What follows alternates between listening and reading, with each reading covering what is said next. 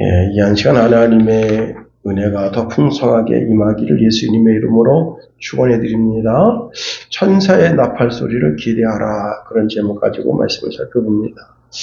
모든 그리스도인들이 맞이할 최고의 영광의 날이 남아 있다 하는 겁니다. 그 영광의 날이 바로 그리스도의 재림의 날입니다. 이 날에 아주 놀라운 일들이 일어날 것을 성경에 기록하고 있는데, 계시록 21장 1절 이하에 보면 새 하늘과 새 땅이 보이고 처음 하늘 그리고 처음 땅, 처음 바다도 다 사라집니다. 그리고는 거룩한 성 새 예루살렘 성이 하나님께로부터 하늘에서 내려오는데, 신부가 신랑을 위해서 단장한 집처럼 깨끗하고 아름답다 하는 겁니다. 그리고 거기에서 이제 보좌가 있는데, 그 보좌에서 큰 음성이 납니다. 이런 음성이 들리네요. 보라, 하나님의 장막이 사람들과 함께 있음에 하나님이 그들과 함께 계시리니 그들은 하나님의 백성이 되고 하나님은 친히 그들과 함께 계셔서 모든 눈물을 그 눈에서 닦아주신다는 음성이 들리게 됩니다. 이제는 더 이상 사망이나 애통하는 것이나 사람이 죽어서 그것 때문에 슬피 우는 일이 없고 다시 아픈 것도 없고, 그렇게 되는 새로운 역사가 이루어지는데, 이것은 처음 것들이 다 지나갔다 하는 겁니다. 하나님 아버지는 우리 위해서 만물을 새롭게 해 주신다 하는 거예요. 하나님을 믿지 않고 사는 자들은 어떻게 되느냐? 이들이 이 날이 가장 두려운 날이다. 인생 일대에 가장 살떨리고 가장 무섭고 가장 두려운 날이 바로 이 날이다 하는 겁니다. 여러분, 사람들은 종말이다, 종말이다 그렇게 말하면서도 사실은 종말을 믿지 않습니다.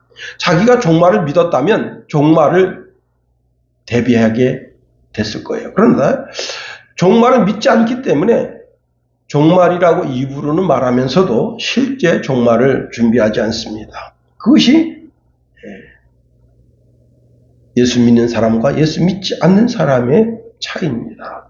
그러면 이날 가장 두려워하고 가장 고통 속에 있는 자들이 누군가? 성경은 그들이 흉악자들이고 살인자들이고 음행자들이고 점술가들이고 우상 숭배자들이고 거짓말하는 자들이다. 이들을 위해서 불과 유황으로 타는 못이 준비되어졌는데 그 못에 던져지게 된다 하는 겁니다. 이것은 영원한 사망이다 하는 거예요. 영원한 사망. 그날이 다가오고 있다고 하는 겁니다. 오늘 보면 19절에 이렇게 말씀을 시작하고 있습니다. 그 날, 예수 그리스도의 재림의 날입니다. 자, 우리가 오늘 본문에 있는 말씀을 통해서 세 가지로 한번 살펴봅니다. 첫 번째, 그날, 예수 그리스도께서 이 땅에 재림하실 그때, 그날, 우주의 재창조의 전조 증상으로 해와 달과 별들이 빛을 잃게 된다 하는 겁니다. 오늘 본문을 단순하게 보면요, 예루살렘과 유다의 멸망처럼 보여집니다. 제가 이제 지지난주 창경궁에 갔거든요. 거기 이제 쭉 돌아다니다가 여러 목사님들하고 돌아다니다가 한 이제 방을 들여다보게 됐는데, 거기에 큰 대형 그림이 있으면서 그 대형 그림에 뭐가 있는가 하면 해도 있고 달도 있어요. 그래서 이제 저는 그 전에 한번 그 그림을 본 적이 있어요. 왜냐하면 그 왕이 직무하는, 그 왕이 사무 보는 사무실에 그 뒤에 그 해와 달이 있고 이제 산수가 있고 막 쭉 있는데, 그게 뭐냐면 여기가 왕이 직무하는 곳이라고 하는 그 상징으로 그 뒤에 그 그림이 있는 겁니다. 그래서 제가 이제 여기는 왕의 직무실입니다 했더니, 이제 어떤 목사님이 요즘은 네이버가 모든 지식을 알려줍니다. 그래서 이제 그 앞에 있는 한문, 그걸 딱 해가지고 검색해서 딱 보더니, 이 목사님 어떻게 하셨습니까? 저는 이제 제가 EBS를 통해서 봤다고 말씀드렸잖아요. 그래서 내가 여기는 왕의 직무실입니다. 그게 뭐냐면 이 왕이 해도 주관하고 달도 주관하는 주관자라는 뜻이다. 예. 그리고 그 별들 있잖아요. 별들은 각 고를 다스리는 수형자들을 상징한다 하는 겁니다. 여러분 29절 그런 생각 가지고 29절을 한번 보세요. 29절 그날 환난 후에 즉시 해가 어두워지며 달이 빛을 내지 아니하며 별들이 하늘에서 떨어지며 하늘의 권능들이 흔들리리라. 자, 이걸 보면요. 유대 나라의 멸망을 말하는 듯하다 하는 겁니다. 왜 그런가 하면 해가 뭐예요? 그 이스라엘 예루살렘에 있는 그 집권자들 그리고 달들, 예? 그 집권자들이 해와 달을 상징하고 별들이 그 유대 땅 전체를 관할하는 관리들을 이렇게 생각하면 이게 유대의 멸망을 상징하는 것 같다 하는 겁니다. 그런데 그렇게 볼 수 없는 것이 31절을 보면 이것이 단순하게 유대 땅만 상징하는 것이 아닌 것을 알 수 있습니다.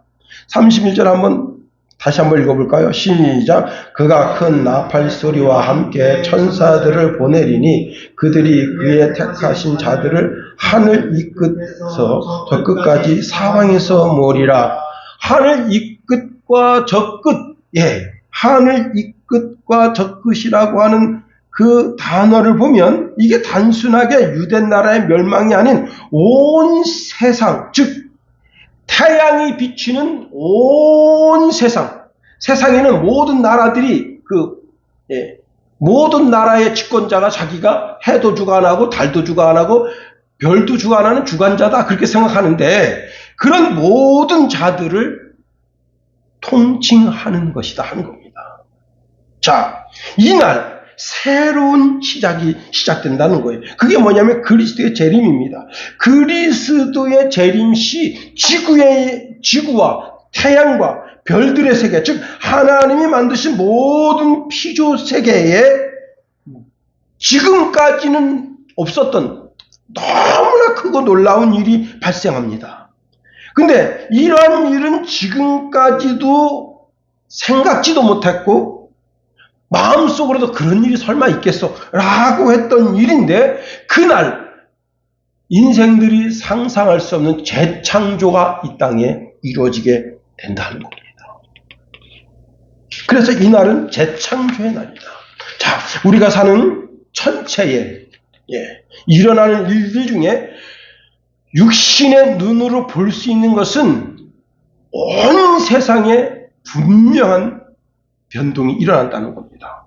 해와 달이 그 빛을 잃게 됩니다.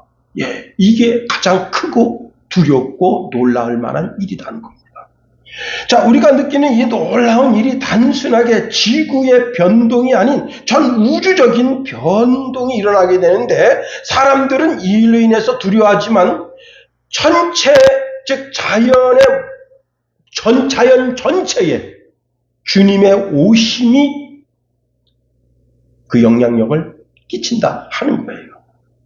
다시 말하면 우리 예수님은 하늘과 땅과 온 우주의 주님이시기 때문에 그렇습니다. 그때 그리스도인들은 기뻐하고 즐거워하고 그리스도의 오심을 인해서 감사하지만 예수 믿지 않는 자들은 그날이 가장 두렵고 가장 살떨리는 날이고 그날이 바로 심판의 날이라는 겁니다. 그러면 왜 태양도 빛을 잃고 달도 빛을 잃고 별들도 빛을 잃게 되는가 하는 겁니다. 여러분 지금은 대낮이잖아요. 대낮에 여러분이 밖에 나가서 촛불을 켜서 이렇게 들고 있어 보세요. 사람들이 촛불 켰는지 안 켰는지 몰라요. 왜? 워낙 태양빛이 밝기 때문에 그렇습니다. 그런데 한밤중에 그 촛불을 딱 켜보세요. 멀리서도. 여러분 그 담배, 혹시 담배 피는 분이 있는지 모르겠는데 담배 피는 그 불이 이 밤에 아주 껌껌한 그 밤에 담배불을 한 모금 이렇게 빨면 그 불빛이 어디까지 가느냐? 4km에서 6km까지 갑니다. 4km에서 6km에 저기 사람이 있구나 그걸 알게 되는 거예요. 왜? 깜깜하기 때문에. 그런데 자 태양빛이 어두워지고 달빛도 별빛도 어두워진다고 하는 것은 무엇을 의미하는가 하면 태양빛보다 달빛보다 별빛보다 더 강력한 빛이 온다는 거예요. 그러면 그 빛이 뭐냐? 예수 그리스도 자신이라는 겁니다. 요한복음 1장에 보면 예수님은 빛이다. 예수님의 영광의 빛은 자연계의 빛, 천체의 빛, 모든 빛을 사라지게 하는 빛이라는 겁니다. 더 이상 해와 달과 별빛이 필요하지 않는 그런 새로운 우주적 세계, 새로운 자연계의 세계가 이 땅에 도래하게 된다는 거예요. 이사야서 60장 19절 20절 말씀해 보니까 다시는 낮에 해가 내 빛이 되지 아니하며 달도 내게 빛을 비추지 않을 것은 오직 여호와가 내게 영원한 빛이 되며 내 하나님이 내 영광이 되리니 다시는 내 해가 지지 아니하며 내 달이 물러가지 아니할 것은 여호와가 내 영원한 빛이 되어 내 슬픔의 날이 끝날 것임이니라 말씀하십니다. 요한계시록 21장 23절에 보니까 그 성은 해나 달에 비침이 쓸데없으니 이는 하나님의 영광이 비치고 어린 양이 그 등불이 되심이라. 요한계시록 22장 5절 말씀해 보니까 다시 밤이 없겠고 등불과 햇빛이 쓸데없으니 이는 주 하나님이 그들에게 비추심이라. 그들이 세세토록 왕노릇하리로다. 이 자연계에 놀라운 것은 여러분 현재 과학자들이 태양을 만들잖아요. 왜 태양을 만드는 거예요? 인공태양. 우리나라도 몇 년 전에 인공태양을 만들었는데 그 성공했다. 왜 그런 거예요? 언젠가는 우리 눈으로 보는 저 태양이 빛이 사라질 때가 있을 거란 말이에요. 그러면 그때 인공으로 만든 그 태양을 통해서 빛을 만들고 그리고 이제 뭘 해보려고 하는 거 아니에요? 그런데 여러분 성경은 말씀하십니다. 주님이 이 땅에 재림하시는 그날 이 온 우주 전체가 다 사라져. 새 하늘과 새 땅, 새 태양, 새 별, 새 달 이런 것들이 만들어지는 것이 아니라 새 하늘과 새 땅이 도래하게 되는데 그때는 이런 태양계처럼 빛을 발하는 그런 발광체가 필요가 없는 거예요. 왜? 하나님 자신의 영광이 온 우주에 비치게 된다 하는 겁니다. 그렇습니다. 이것이 예수 그리스도의 전조 증상 중에 하나다. 그래서요, 오늘 본문에 이런 말씀을 주고 있습니다. 인자의 징조다. 두 번째로, 그날 인자의 징조 후에 주님이 이 땅에 오신다는 겁니다. 우리 30절 다 같이 한번 읽어보겠습니다. 30절 시작. 그때에 인자의 징조가 하늘에서 보이겠고 그때에 땅의 모든 족속들이 통곡하며 그들이 인자가 구름을 타고 능력과 큰 영광으로 오는 것을 보리라. 많은 그리스도인들이 그리스도를 믿는다고 하면서 그리스도의 재림에 대한 분명한 이해, 또 분명한 그림을 가지고 있지 못하다는 겁니다. 왜 그런가 하면요, 그리스도의 재림에 대해서 말하면 이단처럼 취급받기 때문에 그래요. 그리스도인들이 주님의 재림에 대한 분명한 말씀, 분명한 비전을 가지지 못한다면 그건 정말 잘못된 신앙이다 하는 거예요. 구약의 성도들이 초림의 주님을 기다렸습니다. 신약의 성도들은 재림의 주님을 기다리도록 명령받고 있다는 사실을 알아야 됩니다. 그런데 초림의 주님과 재림의 주님의 모습은 전혀 다르다는 사실입니다. 초림의 주님은요, 초라하기 짝이 없어요. 고린도후서 13장 4절에 이렇게 말씀합니다. 그리스도께서 약하심으로 십자가에 못 박히셨다. 이게 초림의 주님이에요. 얼마나 초라한지 제가 금요일날도 말씀드렸지만은 나사렛 신흥도시예요. 신흥도시는 아직 어떤 질서가 잡히지가 않았습니다. 힘 있는 놈이 장땡인 거예요. 응? 그런 도시에 태어나셨어요. 그리고 이제 3년 반 동안 공생애를 하시고 억울하게 정말 너무 억울하게 정식 재판을 받는 게 아니라 이상한 뒷구녕으로 재판받는 그런 재판을 받고 그리고는 이제 십자가 처형을 당했습니다. 네, 예수님이 약하셨어요. 그 약한 모습으로 오신 거예요. 예수님은 겸손의 왕으로 오신 거예요. 그래서 사람들이 너무 겸손하니까 무시한 거예요. 아, 저게 무슨 메시아가 저래. 메시아 그러면요, 여러분 좀 키도 좀 크고 덩치도 있고 뭔가 흠모할 만한 게 좀 있어야 되는데 예수님은 진짜 흠모할 만한 모습이 없어요. 여러분 제가 언젠가도 말씀드렸지만은 집집마다 걸려있는 예수님 초상화는 뭐라 그랬죠? 인도 깡패 얼굴이다. 그래서 절대 그거 걸어놓으면 안 됩니다. 예, 그런 게 걸려있으면요 조용히 말해야 돼요. 왜 인도 깡패 얼굴을 여기다 이렇게 초상화로 걸어놨냐? 저 예수님 얼굴 아니다. 인도 깡패 얼굴이다. 당장 뜯어버려라. 아이, 모르겠어요. 근데요, 얼마 전에 한 10년 정도 됐겠나요? 실제 예수님의 얼굴일 것이라고 추측해가지고 초상화를 그린 초상화가 있습니다. 여러분 한두 번쯤 봤을지 몰라. 근데 되게 못생겼어요. 거기에 보면 김용호는 미남이다, 이게. 예수님 실제 모습이 이렇게 됐을 거다라고 추측하고 그린 그림 놓고 김용호 얼굴을 놓고 보면 김용호는요 탤런트급이에요. 근데 그 얼굴 보면 진짜 못생겼어요. 그 진짜 못생긴 그 모습이 진짜 예수님일 가능성이 높습니다. 모습일 가능성이 높아요. 하여튼지간에 자, 처음 오셨던 주님은 아주 초라하기 짝이 없어요. 그래서 여러분 예루살렘에 입성하실 때 어린 나귀를 탔다 이게요. 성숙한 나귀를 탄 것도 아니고 어린 나귀를 탔어. 그런데 그 예수님이 무덤에 들어가서 3일 만에 거기서 부활하시면서 하나님의 영광을 취했다는 거예요. 자, 이제 주님께서 이 땅에 재림하실 때는 여러분 주님이 그리스도께서 구름 타시고 능력과 큰 영광으로 오신다. 초림의 주님은 수많은 사람들의 비방을 받았음에도 불구하고 주님께서는 그 비방을 오히려 받아들이시고 주님이 가슴 아파하시면서 얘들아 너들이 나를 비방하고 나를 욕해도 괜찮아 그렇게 말씀하셨어요.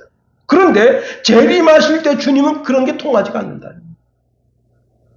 주님이 제8일 만에 할례를 받으실 때 성전에 갔습니다. 그때 시므온이라는 사람이 예수님의 어머니 마리아에 대하여 이런 말합니다. 보라, 이는 이스라엘 중 많은 사람을 패하거나 흥하거나 하여 비방을 받는 표적이 되기 위하여 세움을 받았고 또 칼이 내 마음을 찌르듯 하리니 이는 여러 사람의 마음의 생각을 드러내려 함이니라 하더라. 이게 초림의 주님의 모습이에요. 많은 사람들의 비방을 받겠다는 거예요.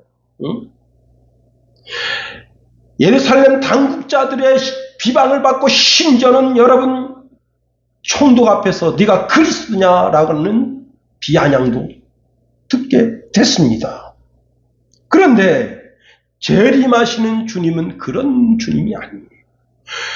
하나님 아버지의 모든 영광을 가지고 심판의 주로 이 땅에 오시는데 마태복음 21장 44절에 이 돌 위에 떨어지는 자는 깨지겠고 이 돌이 사람 위에 떨어지면 그를 가루로 만들어 흩으리라. 사람이요 가루로 만들어 흩으러 버리려면 어떻게 되느냐. 예, 이란의 그 지도자 있잖아요. 이란의 지도자를 미국에서 죽이기로 작정을 했습니다. 네. 그런데 그 지도자들이 회의하고 돌아갈 때 그때 그 드론을 띄워가지고 드론을 3일 동안 띄워서 계속 완전 무장하고 계속 거기를 감시하는데 이란이 이렇게 생각했대요. 뭐라고 생각하냐면 이 드론이 공격을 안 하고 계속 돌기만 하니까 아, 저 드론은 무장을 안 했구나. 이렇게 생각했대요. 그래서 편안하게 갈 때 거기다 대고 미사일을 쐈는데 그 미사일이 어떤 미사일이냐면 폭발하는 미사일이 아니고 그 안에 타고 있는 그 미사일이 그 차를 뚫고 들어가면 거기서 칼이 나오는데 사방팔방을 다 사람을 조각조각 찢어 죽이는 거예요. 그래서 그 두 대의 차를 나눠 타고 있는데 두 대에 한 방씩 떨어졌는데 시체가 다 조각조각 나가지고 이 사람이 그 이란의 그 최고 지도자라고 하는 사실을 어떻게 발견했냐면 반지를 보고 알았다는 거야. 응? 사람도요, 그 헬파이어인가 그렇죠? 그 미사일이 헬파이어 미사일을 쏘면 그렇게 되는데 하나님이 그거 못하겠냐? 반대하는 자들을 다 가루로 만들어서 그냥. 그래서 예수님의 재림하는 그날 통곡 소리가 온 천하를 뒤흔든다. 이 세상에 그리스도를 대적하던 모든 문화, 성경적 가치관을 다 꺾어 비틀던 사람들, 그래서 그 환난 후에 그리스도를 만나게 되니까 지금까지 살아오면서 잘못 생각했던 것, 그리스도를 대적했던 것, 그 모든 자기 자신의 심령 속에 후회가 밀려오면서 통곡하게 됩니다. 그러나 택하심을 입은 백성들은 자기의 구원자이신 그리스도께서 하늘에서 구름 타고 이 땅에 오시게 되니까 그동안 고개를 숙이고 말도 못하고 정말 고통 속에 있었으나 이제는 고개를 활짝 들고 두 손 들고 그리스도를 맞이하는, 다시 말하면 서러움의 눈물을 들여하고 기쁨의 눈물을 흘리게 된다. 여러분, 이것이 울며 경건의 씨를, 거룩의 씨를 뿌린 자들의 기쁨이다 하는 겁니다. 실로 놀라운 것은 예수님께서 감람원에서 500여 주의 형제들 앞에서 강림하실 때, 그때 주님께서 이제 구름에 휩싸여서 올라가실 때 천사들이 뭐라고 말합니까? 너희가 본 예수는 너희가 본 그대로 구름 타고 이 땅에 강림하신다 하셨습니다. 그때 주님께서 가지는 능력과 큰 영광이라고 하는 것은 이 세상을 심판하는 권한이 하나님 아버지께로부터 예수님에게 맡겨졌다는 겁니다. 이날 구름을 타고 오신다 하는 겁니다. 구름은 하늘과 땅을 만나는 주관이다. 땅의 증기가 하늘로 올라갑니다. 즉 하늘이 이 증기를 받음으로 구름이 되는 거예요. 그리고 그 구름들이 다시 모여서 이 땅을 적신 비가 됩니다. 자, 그리스도께서 구름을 타고 그대로 오시겠다고 하신 말씀은 사도행전 1장 9절에서 11절에 말씀하고 있습니다. 이 말씀을 마치시고 그들이 보는데 올려져 가시니 구름이 그를 가려 보이지 않게 하더라. 올라가실 때 제자들이 자세히 하늘을 쳐다보고 있는데 흰옷 입은 두 사람이 그들 곁에 서서 이르되 갈릴리 사람들아 어찌하여 서서 하늘을 쳐다보느냐. 너희 가운데서 하늘로 올리우신 이 예수는 하늘로 가심을 본 그대로 오시리라 하였느니라. 여러분 이렇게 생각할 수 있어요. 미국의 어떤 유명한 그 부자가 우주선을 만들어서 지금 4억 받고 그 우주선을 띄워가지고 우주를 구경하고 다시 내려가게 하는데 주님께서 심판하시는 그날 그 우주선 타고 도망가면 되겠네. 웃긴 소리 하지 말아요. 네. 천체 전체가 다 그냥 마귀가 손댄 것, 마귀가 역사한 모든 것을 주님께서 다 집어버리시는 거예요. 마귀가 공중권세를 잡고 천체 속에서 역사했던 그 모든 것을 다 새롭게 하는 거예요. 만물을 새롭게 하노라 했는데, 여러분 인간이 띄운 그까지 우주선, 여러분 인간이 띄운 그 행성, 그 다음에 여러분 위성, 이건 하나님의 능력도 알지 못해서 떠들어대는 거예요. 어떻게 그런 일이? 그거는 인간 생각이고. 그렇습니다. 우리 주님이 큰 능력과 크신 영광 중에 이 땅에 오시는데 구름 타고 전 세계 모든 사람들이 볼 수 있도록 임하십니다. 초림 당시에는 약하고 천함이 있었으나 우리 주님이 심판해 주고 재림해 주러 오실 때는 그를 찌른 자들이 보고 예수님에게 채찍을 한 자들이 보고 예수님에게 가르침을 뱉던 자들이 보게 되고 그때 그리스도는 그들의 행동한 대로 갚아주신다. 이렇게 말씀하시네요. 마태복음 16장 21절에 인자가 아버지의 영광으로 그 천사들과 함께 오리니 그때에 각 사람이 행한 대로 갚으리라. 각 사람이 행한 대로 갚으리라. 여러분, 사울이 예수 믿는 사람 잡아 죽이는 인간 백정 돼가지고 스데반 집사 돌로 쳐 죽일 때 증인으로 있었고 이제 다메섹에 예수 믿는 사람 잡아 죽이려고 가다가 예수님 발견하고 어떻게 됐습니까? 그때 구름 중에 주님 나타나셨어. 사울아 사울아 네가 어찌하여 나를 핍박하느냐. 주여 누구십니까? 나는 내가 핍박하는 예수다. 그 예수님 보고 그 자세냐 꽂아가지고 잘 들으세요. 많은 사람들이 그런 환상을 봐야 나도 예수 믿겠네. 아닙니다. 우리가 전하는 말씀을 통해서 예수를 발견하지 못하면 발견하지 못하는 거예요. 세 번째, 그리스도는 우리를 사방에서 모으신다는 겁니다. 아브라함이 날씨가 뜨거워가지고 요즘 갑자기 날씨가 뜨거워졌잖아요. 우리는 참 에어컨 참 시원한 바람 속에서 예배 드리는데 참 얼마나 감사한지 참 진짜 감사할 노릇입니다. 작년에는 에어컨이 좀 속을 새겼어요. 그래서 우리 김성찬이가 아빠 왜 에어컨이 이렇게 덥죠? 내가 올해는 작정하고 올라가서 에어컨 수리를 했습니다. 제 손 안에 있는 모든 에어컨, 차량 에어컨이든지 집에 에어컨이든지 다 손을 봤어요. 다 그냥 에어컨 가스를 보충하고 참 감사하죠.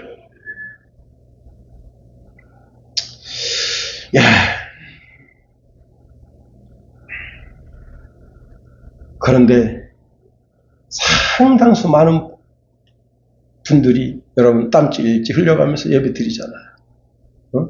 예배 드리면서 여러분 중국의 지하교회 참 가보면 참 환경이 너무 열악해서 그럴 때마다 아유 주여 그런 생각 들 때가 많아요. 작년에 이제 선배 목사님 전화가 왔어요. 김 목사 왜 그러세요? 에어컨이 가동이 안 된다. 가까이 있은 데 가서 도와드릴 텐데 아무리 해도 안 된다. 그래서 이제 결국은 삼성전자 불렀습니다. 불렀는데 이 삼성전자 이 AS맨이 딱 보더니 에어컨이 22년 됐어요. 안 될 것 같아요. 새 거 사셔야 될 것 같아요. 그래가지고 그 목사님 안 된다. 그래서 내가 우리 교회 17평짜리인데 그래도 갖다 드릴까 했더니 그건 안 되겠다. 여러분 가정집에다 17평짜리 설치하면 어떻게 되겠어요? 우리가 지금 교회당에서 쓰는 게 17평짜리인데 그래서 이제 그분이 그냥 장에서 27만 원인가 주고 이제 사셔서 설치하셨다.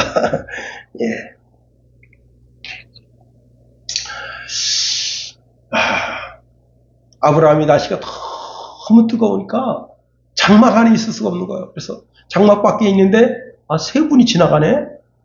이스라엘 사람들은요 손님 대접하기를 아주 귀하게 여깁니다. 여러분도 손님 대접하는 것을 귀하게 여기세요. 누가 오든지 간에 제일 먼저 다 오시면 물을 대접하세요. 물 제일 먼저.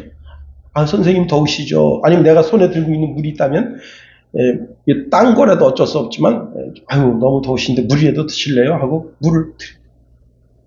하여튼 세 분이 지나가는데 그 세 분 지나가는 그분을 강제로 붙잡아 놓고 잠깐요 그늘에서 좀 쉬세요. 그리고 내가 이제 음식 좀 대접해 드릴게요 하고는 막 소화를 잡고 막 그렇게 융숭하게 대접했는데 그 중에 한 분이 성육신 하시기 전 예수님입니다. 그 예수님이 이렇게 말씀하시는 거예요. 내가 아브라함에게 내가 하려는 일을 어떻게 속이겠느냐, 감추겠느냐 하시면서 두 천사를 보냅니다. 소돔성에 보내는데 이 두 천사가 소돔성에 와서 롯을 만나요. 아브라함의 조카 롯을 만나서 이제 하나님의 말씀을 전합니다. 이 성을 하나님이 불로 심판을 하시려고 한다.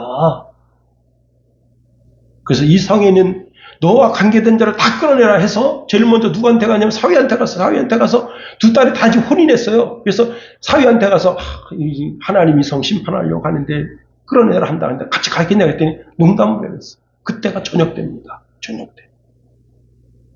저녁 때인데 그 천사들이 밤새 그 롯과 그의 아내 두 딸을 설득한 거예요. 빨리 성에서 빠져나가야 된다고 설득하는데 설득을 안 당하는 거예요. 그래서 어떻게 했습니까? 새벽에 그때가 몇 시쯤 되냐면 4시 반 5시예요. 새벽 예배 안 하시는 분들 정신 잘 차리세요. 주님 재림하시는 날 새벽일 가능성이 높아요. 할렐루야.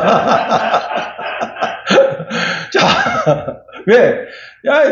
그래서 천사들이 강제로 손을 붙잡아서 끌어낸 거예요. 그러니까 그때 소활성에 해가 돋았다 했습니다. 뭘 한 거예요? 두 천사가 사방에서 하나님의 사람들을 강제로 끌어가지고 주님의 재림의 현장으로 모았다. 31절 시작. 그가 큰 나팔 소리와 함께 천사들을 보내리니 그들이 그의 택하신 자들을 하늘 이 끝에서 저 끝까지 사방으로 모으리라. 사방에서 천사들이 강제로 손 끌어다가 야 김용호 목사 정신 차려, 주님 오셨어. 이거사 짚은 잠에 잘 들지 말고 깨워. 그래가지고 강제로 끌어가지고 주님 앞에 끌고 간다 이게. 응? 사실 천사는요 그리스도의 수행원이에요. 그리스도의 시중을 드는 자입니다. 천사는 부리는 영이라 했어요. 자, 구원받은 상속자들을 섬기라고 보냄을 받는 자다. 그래서 히브리서 1장 14절에 모든 천사들은 섬기는 영으로서 구원을 받은 상속자들을 위하여 섬기라고 보내심이 아니냐 말씀했습니다. 이 천사들을 사방으로 보내서 그의 택하신 자들을 불러 모신다는 거예요. 자, 예수 그리스도의 재림의 때는 모든 성도들이 모여서 거룩한 총회를 이루게 된다고 하는 겁니다. 모든 성도는 영생에 이르는 선물을 받게 되고 이 영생에 이르는 선물을 받은 자들은 더 나아가 어떻게 해요? 하나님의 나라를 상속받는다. 그리고 그 예수님이 나를 안다. 성도들도 예수님의 음성을 알고 예수님도 나를 알아. 그래서 그리스도에게 모여들게 됩니다. 지금까지 성도들이 하나님의 명령을 따라서 흩어지며 살았지만 이제는 다들 모이는 한 성도도 잃어버린 바 되지 않게 하신다는 겁니다. 근데 그리스도 재림의 날에 큰 나팔이 울린다는 거예요. 예수님이 오실 때 하나님의 나팔 소리가 들린다. 우리가 찬송 불렀잖아요. 하나님의 나팔 소리 천지 진동할 때에 바로 그때입니다. 자, 그때 어떤 일이 생기는가 하면 그리스도 예수 안에서 잠자는 자들이 있어요. 먼저 죽은 자들이야. 그들은 다 지금 그 영은 성경이 뭐라고 말씀했어요? 영은 그 주신 자에게로 가 있지만 흙은 여전히 땅으로 가 있어. 그 몸은 흙이어서 땅으로 가 있어. 그런데 그 하나님 전전에 올려졌던 그 영들이 이 땅으로 다 내려오게 되고 이 땅에 다 지금 여러분 모든 시체가 다 썩어서 다 없어졌어. 증조 할머니 장례를 치르는데 이제 원래 증조 할머니가 어디 계셨는가 하면 이 소양강 댐 그 주차장 있잖아요. 큰 주차장 거기에서 이렇게 해서 우측에 산맥 우측에 저기 청평사하고 그 주차장하고 중간쯤 산턱이 있었어요. 응? 그래서 제가 거기 그래도 2번, 3번 갔었어, 어릴 때. 네? 그때 막, 초등학교 때 막 그때예요. 어딘지도 몰라. 지금 아버님들은 거기 찾아가라면 못 찾아가실 거야, 아마. 그렇게 기억이 가물가물한 그런 데예요.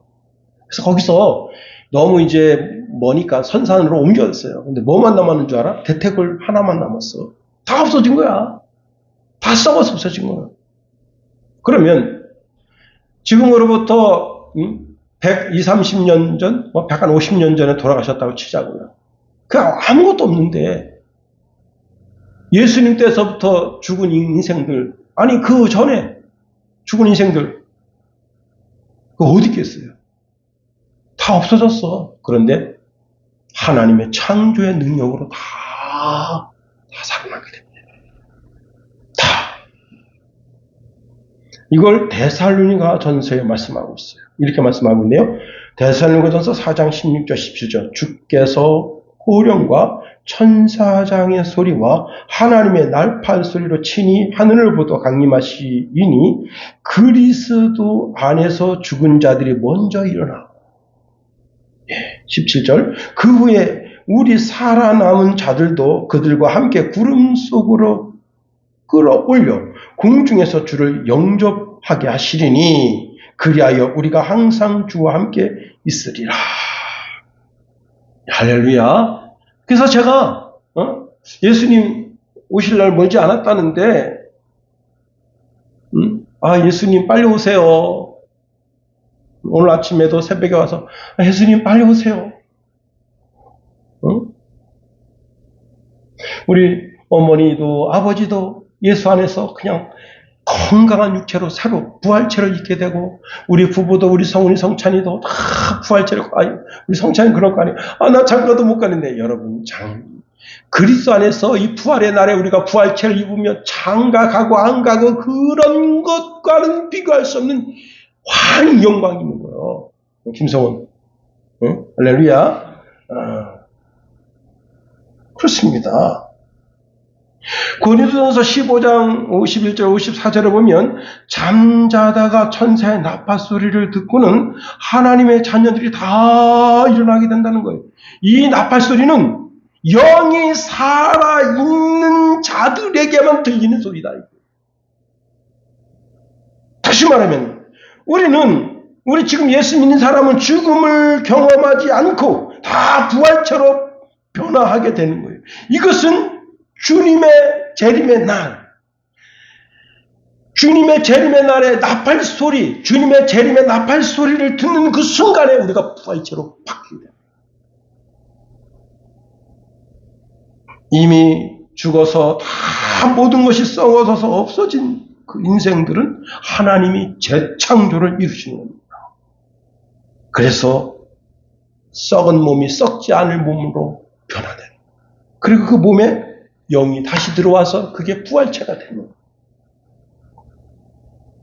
우리는 예수님 지금 오시면 부활체를 입어서 어떻게 해요? 죽음을 맛보지 않고 부활체를 던지게 되는 거예요. 할렐루야. 그러니까 자꾸 기도하는 거예요. 주님 빨리 오세요. 예수님 마라나타 주 예수여 어서 오시옵소서. 죽음 맛보지 않고 주님 맞이할 수 있도록 도와주옵소서. 그런데 이런 경우가 있을 수 있어요. 뭐냐? 예수 믿다가 실망했어. 실족했어. 코로나 때 실족했어. 열심히 예수 믿다가 예수 안 믿어. 제 친구 목사가 그 동생이 이제 예수 잘 믿었었어요. 청년회장도 하고 청년으로 집사가 된 거야. 그 여러분 청년으로 집사가 되면 이거 보통 신앙 아니야. 이 사람은 뭐예요? 무슨 뜻이 있는 거야? 안수 집사도 빨리 하고 그다음에 장로도 빨리 시켜야지. 믿음의 보배다. 그런 언중이 성도들에게 있는 거예요. 그런데 교회에 아주 큰 시험이 왔어요. 뭐냐면 교회에 믿음 있다고 하는 집사님이 목사님 멱살을 잡은 거야. 우리 교회는 그런 일 없기를 예수님의 이름으로 축원해 드립니다. 목사님 멱살 잡고 이 새끼 저 새끼 소 새끼 만 새끼. 그래서 이분이 시험이 들었어요. 나는 교회 안 갑니다. 근데 그분만이 아니에요. 많은 분들이 교회를 안 나가게 됩니다. 그러고 나서 6개월 정도 됐을 때 이제 읍에서 농촌 지도자 청년 회의가 있는데 거기 갔다 오다가 술을 좀 했어요. 술. 교회도 안 나가게 되니까 권해주는 술 먹고 오다가, 오토바이에 끌고 오다가, 모래톱이라고 했어요. 이 아스팔트 옆에 모래가 있는데 그 모래는 굉장히 미끄러워요. 오토바이에 글로 들어간 거야. 막 이게 스베르라고 그래가지고 막 바퀴가 헛돌다가 돌에 탕 튀면서 사람이 붕 날아갔는데 3m 밑에 돌에 떨어져서 머리가 깨져가지고 그냥 즉사했어요. 그 목사님이 나보고 그러는 거야. 목사님, 내가 신학교에서 배운 그 이론에 의하면 우리 동생은 지옥 간 거 아니겠습니까? 그래서 내가 누가 그딴 소리 합니까? 그랬더니 이제 어떤 유명한 교수 이야기를 합니다. 그래서 그 양반은 개뿔도 모르는 사람입니다. 자, 이거 집으로 옮겨가자고, 집으로. 네? 집으로. 참, 응? 내가 아주 불효자식이야. 아주 쌍놈의 새끼야. 그래가지고 아버지한테 막 대판 싸웠어. 이제 아버지는 내 아버지 아닙니다! 나는 이제 이놈의 집에서 쳐다보기도 싫어. 그리고 도망쳐 나갔어. 그러면 아버지하고 아들 관계가 깨집니까? 깨져요? 안 깨지지. 사람과 사람 사이에도 그 관계가 깨지지 않는데, 내가 아무리 아버지를 부정해도, 내가 아무리 예수님 부정하고 다 부정해도 그 관계가 깨지지 않는다. 그래서 그게 로마서의 8장에 나와 있는 거예요. 그 어떤 것으로도 끊을 수 없다.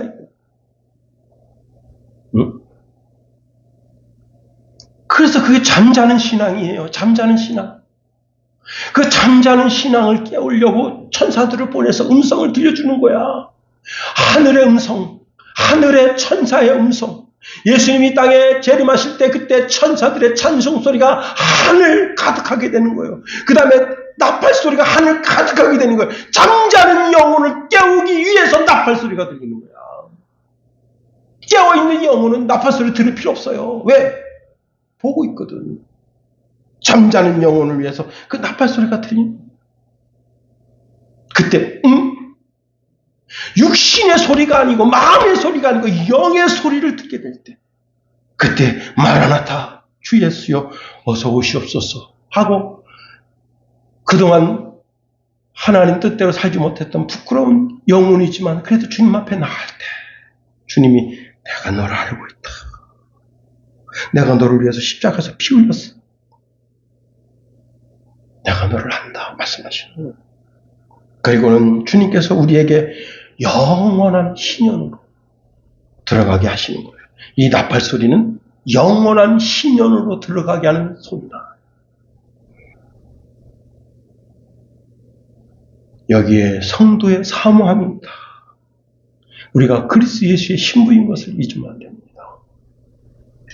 이 한 주간 더 멋지게 사는 저와 여러분이 되기를 예수님의 이름으로 축원해 드립니다.